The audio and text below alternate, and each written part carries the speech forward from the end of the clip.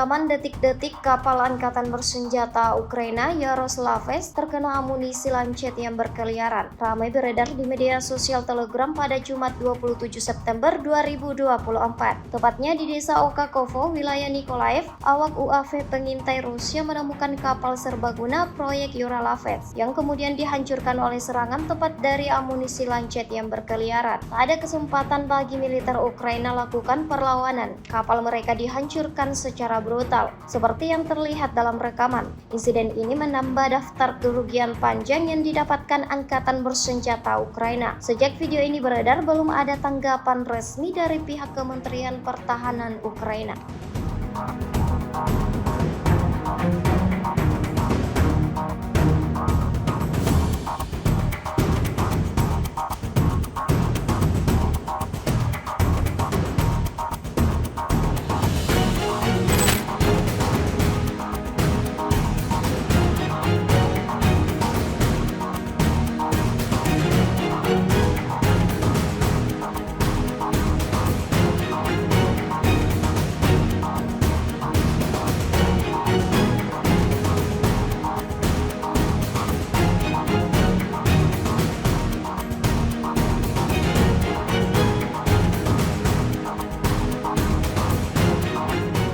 Download Tribun X sekarang, menghadirkan lokal menjadi Indonesia.